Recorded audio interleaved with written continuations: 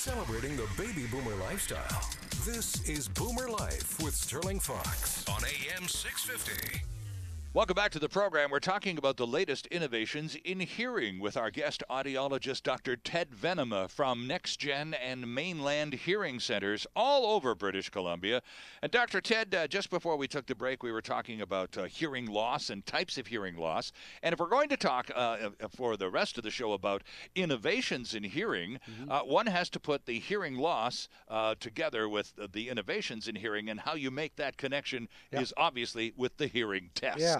You find out if you are indeed a person who has some hearing loss to deal with, and then you find out how to go about dealing with that. That's right. Well, let's take it in two steps. Let's talk about the hearing test. And friends, I have to tell you, at my guest's behest, in fact, he took me out to the parking lot and said, Sterling, if you don't get a hearing test by the next show, I have to send my people. That's right. You're going to have to deal with Nunzio. So I went and had a hearing test with Dr. Herman Lee. Dr. Lee runs the Mainland Hearing Center near Metrotown in the Crystal Mall on Kingsway. He's a very nice gentleman and very patient and incredibly professional. So I go over and I sit down with Dr. Lee for my hearing test. I'd never had one before. So this was, research, if nothing else. And, of course, I'm insanely curious about everything anyway. And when you start talking about your own self and your ability to hear, gosh, it's more than a passing curiosity all of a sudden, isn't it? Well, you find, how am I doing? I know. So the test took about 45 minutes. That's a good thorough test does. Yep, that's what they do. Yep. And so the first part of the test was a chat. Dr. Lee had his clipboard and taking notes. And Case history. Exactly, talking about my lifestyle and medical issues. Do I have any? You had noise exposure? Have all you of had that? middle ear infections as a child? Da-dee-dee-da. Does it run in your family? Absolutely. And do you think you have hearing problems? Do you have one ear that's better than the other? By the way, if you always ask that question, because if somebody says, "Oh yeah, my right ear is way," that's an admission of hearing loss right away. Oh, is that right? Oh yeah, you always say, "Do you have one ear that's better than the other one?" Oh yeah, my left ear is better than. Okay, well now you've just told me. That you've just told me that you think you have hearing loss. Right? Exactly. But it's also pretty typical of us, isn't it? I mean, we're left-handed or right-handed. Exactly. We sort of think in terms of a dominant ear or eye. And that really isn't so much the case. But yes, I get right where you're coming from. Okay. Yeah. So now the test, once the case discussion has taken place, he's a little better idea of who I am, what my family background is, and certainly in a series of very good focused questions was able to identify, in my case, there was no genetic predisposition to any kind of hearing loss in my family. Yeah, he's meant to the person, he was taking a case history because we are working in the medical area, just like optometry is. Of course. If you need a physician's referral, we're ethically bound to do that. Right. We don't fit people with hearing aids unless they are medically, able to do these kinds of things. If we find a pathology, we have to refer right away to a physician. To not do that is unethical. So he takes a very good case history. He sure did. To find out about what your particulars are. And then you proceed to do the hearing test. I did, and then I had to go into a small room. It wasn't completely soundproof, but it certainly felt that way. Yeah, they're sound treated. Right, and so I'm now in a basic. I'm gonna say a soundproof room, and you know what I mean. Sure. Okay, so I'm in a soundproof room, and I put on headsets. That's right. And then I'm asked to signal when I hear noises. That's right. And then he starts playing a whole series of tones. That's right. And they start out with, they'll test you at bass, mids, and trebles. Right. They usually start in the middle, in the mid frequencies. And then I present a tone so that you are well able to hear it. You either raise a hand or push a button. Which I had a button, actually. Yeah. I had a button. And you're on the other side of a glass wall. Right. Okay. And then on my audiometer, my thing that I'm presenting tones to, I can see when you've pushed that button. There's a light. Right. So I present the tone. You hear it. You let me know. I make it softer. You let me know. I make it softer. You still click the butt light. I make it softer. You don't. I make it louder. You do. I go, make it softer again. You don't. I make it louder. You do. Boom. That's your hearing threshold. Oh, that's the your maximum hearing I level. can hear. Okay. That's the softest you can hear. We're Right. always trying to find out the softest you can hear. Right. So we descend from a level that's very audible to you. And then you get what you're listening for, and you get what you're listening for, and we make sure not to do it in a rhythm. We don't want you catching a rhythm. And you only do one ear at a time. And one ear at a time, because Right. one ear could be different than the other, Absolutely. of course. Yeah. And then we start at a different frequency or a different pitch, and we do the same thing. And we end up with a tracing on what we call an audiogram, which is a graph. Right.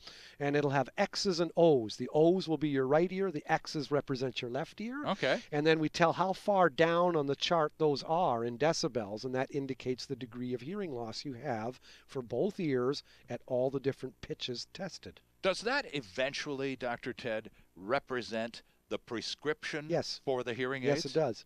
Provided now that that's, when we rule that that's due to the inner ear, and that you don't need a medical referral, Okay. you know, all other lights green, yes, then that is the basis upon which we tune your hearing aids. Okay.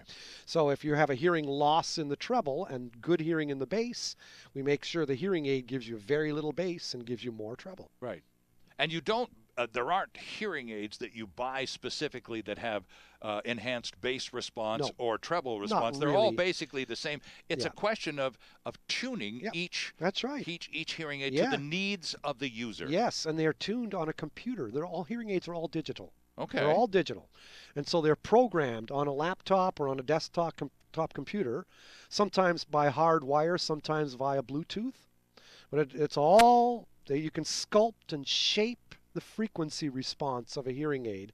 It's the way its sound is put into your ear. We can shape that to match the particular needs of your particular ear on that audiogram test. Now, there was one part of my test, Yeah. and you referred to it earlier in our conversation today, that I'm still not sure why it was done. Okay, what's okay? that? Now, this is, he took a device Yep.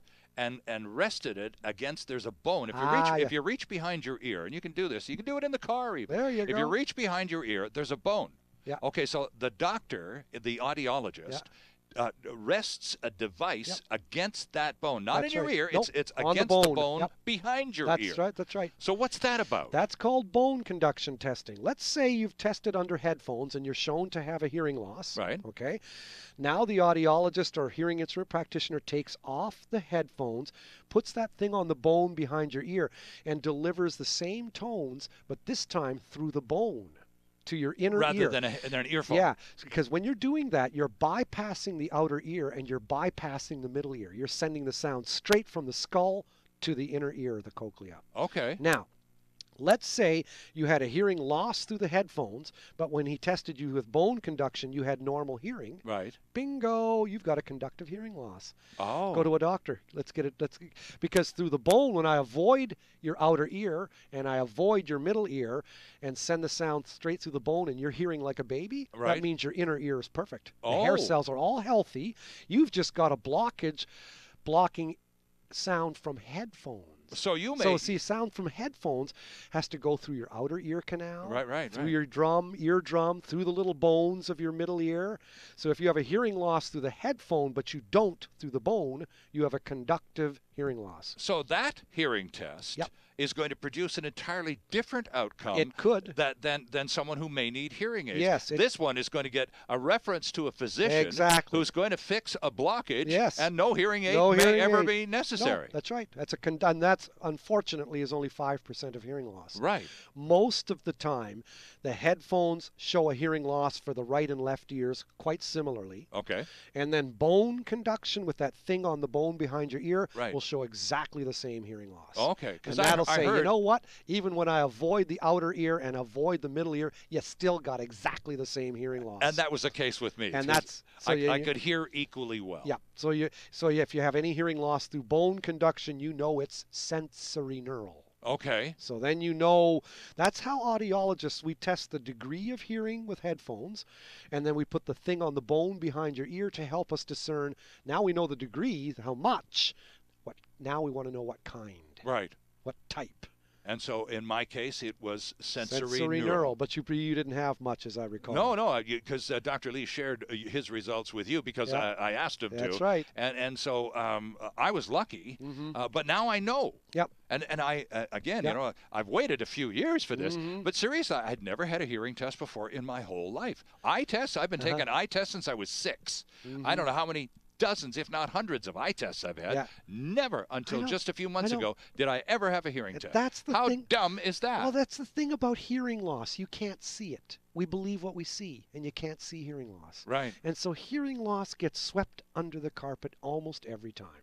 Teachers will think the kid just isn't listening. Yeah.